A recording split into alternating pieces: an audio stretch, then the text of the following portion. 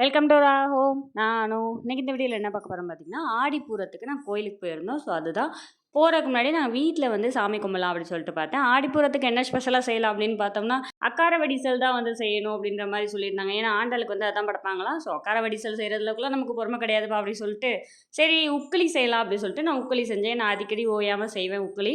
உக்கிலிக்கு வந்து பார்த்திங்கன்னா ஒரு அரை மூடி தேங்காய், அப்புறம் வந்து கொஞ்சோண்டு பச்சரிசி மாவு, வெல்லம், ஏலக்காய் தூள் எல்லாத்தையும் மிக்சியில் வந்து தண்ணி மாதிரி கொஞ்சம் தோசை மாவு பார்த்துக்க அடைச்சிக்கிட்டு, அப்புறம் நம்ம ஹல்வாவுக்கு வந்து பார்த்திங்கன்னா நெய் ஊற்றி அதில் அந்த நெய்யிலே கிண்டிகிட்டே இருப்போம் இல்லைங்களா, அந்த பதம் வர வரைக்கும் அந்த அளவுக்கு கிண்டினா போதும். ஸோ உப்புளி ரெடி ஆகிடும். அப்புறம் என்ன வீட்டில் வந்து சாமிக்கு வந்து படைச்சிட்டு நெக்ஸ்ட் வந்து பார்த்திங்கன்னா வளையல் வாங்கி வச்சு சாமி கும்பிடலாம் அப்படின்ற மாதிரி சொல்லியிருந்தாங்க. ஸோ வளையல் வாங்கி வச்சு நாங்கள் வந்து சாமி கும்பிட்டேன். இந்த வருஷம் தான் நான் ஃபஸ்ட் டைம் வந்து ஆடிப்பூரத்துக்கு வந்து சாமி கும்பிட்றேன். இது வரைக்கும் ஆடிப்பூரம் அப்படின்றது வந்து சாமிக்கு வளையல் போடுவாங்க அப்படின்றது கூட எனக்கு தெரியாது. அந்தளவுக்கு தான் நான் இருந்தேன். பட் இப்போ வந்து பக்கத்தில் நியர்பை கோயில் இருக்கிறதுனால எங்களுக்கு வந்து கோயிலேருந்து மெசேஜ் வந்தது. ஸோ என்னென்ன ப்ரோக்ராம் இருக்குது அப்படின்ற மாதிரி. ஸோ அதனால் அதை ஃபாலோ பண்ணிவிட்டு அதுக்கேற்ற மாதிரி போய்க்கிறது.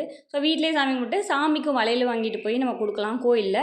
அவங்க வந்து அந்த வளையல் வந்து அலங்காரம் பண்ணுறாங்க இல்லைங்களா, அதை நம்ம கையால் வந்து அந்த வளையல் போட சொல்லுவாங்க. அந்த ஒரு வேஷ்டிக்குள்ளே வந்து விட்டுட்டே இருப்பாங்க, இல்லை சாரிக்குள்ளே வந்து அந்த வளையல் ஃபுல்லாக விட்டுட்டே இருப்பாங்க. ஸோ அப்போ வந்து நம்ம போகிறவங்க எல்லாருமே போயிட்டு அந்த வளையல் வந்து நம்ம கையால் போட்டு விடணும். நீங்கள் வாங்கிட்டு போகிறீங்க, வாங்கிட்டு போகலை, மற்றபடி இல்லைனாலும் உங்களை வந்து கூப்பிட்டு போட சொல்லுவாங்க. ஸோ அந்த மாதிரி நான் போய் வாங்கிட்டு போனோம். தம்பியும் நானும் வந்து வளையல் போட்டேன். ஏன்னா பாப்பாங்க வர கொஞ்சம் டைம் ஆச்சு. ஸோ நாங்கள் வந்து போட்டோம். 2 கோயில் இன்றைக்கி வந்து போயிருந்தோம். மகாமாரியம்மன் கோயிலில் தான் வந்து ஃபஸ்ட் டைம் வந்து சரி கோயில் வந்து தனி மகாமாரியம்மன் அப்படின்னு இருக்காங்க இல்லைங்களா, ஸோ நல்லா ஸ்பெஷலாக பண்ணுவாங்கன்னு சொல்லிட்டு நாங்கள் அந்த கோயிலுக்கு போகலாம். நெக்ஸ்ட்டு வந்து இங்கே உள்ளே இருக்கிற கோயிலில் வந்து துர்க்கை அம்மனுக்கு தான் வந்து வளையல் போட்டுருவாங்க.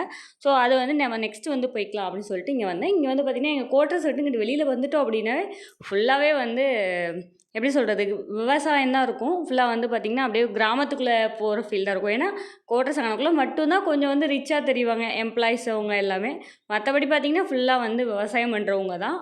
ஃபுல்லாக காடு, எல்லாமே பயிர்கள் அதிகமாக போட்டிருப்பாங்க. இந்த பக்கம் வந்து பார்த்திங்கன்னா சிறுதானியங்கள் அதிகமாக போடுவாங்க. கோயில் இது தான். நல்லா சுற்றி வந்து நல்லா காற்றோட்டமாக சூப்பராக இருக்கும். நாங்கள் வந்து 7:00ன்னு சொன்னனால நாங்கள் 6:30க்கெலாம் போயிட்டோம். பார்த்தா கொஞ்சம் டைம் ஆகிடுச்சு. இவன் தம்பியை வச்சு தான் கொஞ்சம் மேனேஜ் பண்ணுறது பெரும்பாடாக இருக்குது. ஏன்னா வீட்டுக்குள்ளேயே வளர்த்துட்டு வெளியில் கூட்டிகிட்டு போனோம்னா ரொம்ப கஷ்டமாக இருக்குது. இந்த ஃபீல்லாம் வந்து யார் யார் ஃபீல் பண்ணியிருக்கீங்கன்னு சொல்லிட்டு கமெண்ட் பாக்ஸில் கமெண்ட் பண்ணுங்கள். பட் எங்களுக்கு வந்து அந்த ஃபீலிங் ஹெவியாக இருக்குப்பா. அப்புறம் வந்து சாமிக்கு அலங்காரம் பண்ணி அபிஷேகம் பண்ணி அந்த எல்லாம் ரெடி பண்ணியிருந்தாங்க. நாங்கள் போகும்போது வளையல் அலங்காரம் தான் பண்ணிகிட்டு இருந்தாங்க. ஸோ அப்படியே கொஞ்சம் நேரம் உட்காந்துருந்தோம். உட்காந்துட்டு 7:15க்கெலாம் வந்து தீபாரணை காமிக்க ஆரம்பிச்சிட்டாங்க. ஃபஸ்ட்டு விநாயகருக்கு தான் ஓப்பன் பண்ணி தீபாரணை காமிச்சிட்டு நெக்ஸ்ட்டு வந்து அம்மனுக்கு வந்து பண்ணியிருந்தாங்க. அவ்வளோ ஒரு அழகாக தெய்வீகமாக இருந்தாங்க. வளையல் அலங்காரம் நல்லா பண்ணியிருந்தாங்க. பார்க்கும்போதே ரொம்ப அழகாக இருந்துச்சு. நிறைய வந்து நம்ம ஃபோட்டோஸில் பார்த்துருப்போம் இந்த மாதிரி அலங்காரம் பண்ணதெல்லாம். பட் கோயிலில் அந்த பூசாரி இவங்கெல்லாம் சூப்பராக அலங்காரம் பண்ணியிருந்தாங்க.